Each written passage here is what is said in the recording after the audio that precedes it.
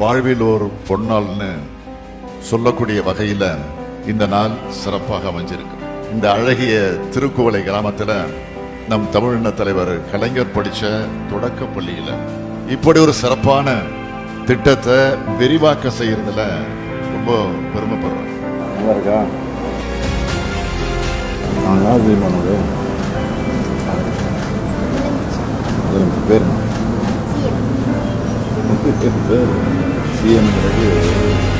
பதவி பேர் சொல்லு. என்ன தெரியுமா என் பேரு?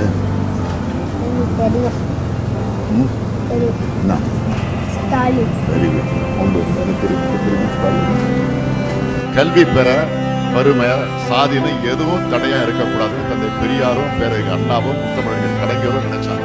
அவங்களோட வழித்தடத்துல நடக்கிற நான் அவங்களோட கனவுகளை நிறைவேற்ற இடத்துக்கு வந்து அதையெல்லாம் இப்போ தொடர்ந்து செயல்படுத்தும். நீதி கட்சி ஆட்சி தொடங்கி 2021 வரைக்கும் இருந்ததெல்லாம் மதிய உணவு திட்டங்கள் தான். இந்த நிலையில தான் சென்னையில் இருக்கக்கூடிய அசோக் நகர்ல இருக்கக்கூடிய பெண்கள் மேல்நிலைப் பள்ளிக்கு ஒரு விழாவுக்காக நான் போனேன். அப்ப போனப்ப அங்க படிக்கிற ஒரு மாணவி கிட்ட பேசிக்கிட்டு இருப்ப கேட்டேன், காலையில என்ன சாப்பிட்டோமா அப்படின்னு கேட்டேன். பெரும்பாலானவங்க என்ன சொன்னாங்க தெரியுமா? நாங்க சாப்பிடல. இதையெல்லாம் மனசுல வச்சுதான் இந்த காலை உணவு திட்டம் உருவாக்க வேண்டும் என்று நான் அதிகாரிகளை கேட்டுக்கொண்டேன். பசியோட பள்ளிக்கு வர்றவங்களை பட்டினியா வச்சு பாடம் சொல்லி தரக்கூடாதுன்னு நினைச்சேன். அதோடைய விளைவுதான் இன்னைக்கு 31,000 அரசு பள்ளிகளில் படிக்கிற 17 லட்சம் மாணவர்கள் பயன்பெறக்கூடிய வகையில முதலமைச்சரின் காலை உணவு திட்டம் விரிவுபடுத்தப்பட்டு அதற்கு நிதி ஒதுக்கும். நம்முடைய எதிர்கால நம்பிக்கையான பள்ளி குழந்தைகளுக்கான திட்டத்திற்குரிய தொகையை நிதி ஒதுக்கீடுன்னு சொல்றதை விட நிதி முதலீடுன்னு சொல்ல விரும்புறோம். ஏன்னா மாணவர்களின் அறிவை மேம்படுத்த, உள்ளத்தை மேம்படுத்த அரசு நிதி முதலீடு செஞ்சிருக்கு. அந்த முதலீடு நிச்சயமா நாட்டுக்கு லாபம் தரும் வகையிலான ஆற்றலா திறமையா வெளிப்படும். அதுதான் உண்மை. சிப்பினி நீங்கிட்டா மனநிறைவோடு பிள்ளைங்க படிப்பாங்க. அவங்க மனசுல பாடங்களும் பதியும். பள்ளிக்கு ஆர்வத்தோடு வருவாங்க. சீரான வருகை பதிவும் இருக்கும். தமிழ்நாட்டினுடைய கல்வியினுடைய விகிதமும் அதிகமாகும். தமிழ்நாட்டில் அனைவரும் அறிவாற்றல் பொருந்தியவர்களாக உயர்வாங்க. படிப்போட விளையாட்டு, கலைத்திறன் ஆகியவற்றிலும் சாதனை படைக்கக்கூடியவர்களாக நிச்சயம் திகழ்வாங்க. இப்படி எத்தனையோ நன்மைகளை நம்ம மாநிலம் இந்த திட்டத்தால் அடையும். அனைத்து அறிவையும் அனைத்து சமூகத்தோருக்கு தர ஆட்சியை நாம் நடத்திட்டு இருக்கோம். இந்த சூழலையும் தேசிய கல்விக் கொள்கைங்கிற பேர்ல, நீட்டுங்கிற பேர்ல தடுப்பு சுவர் கொடுக்கிற துரோக ஆச்சாரியர்களும் இருக்கத்தான் செய்கிறாங்க.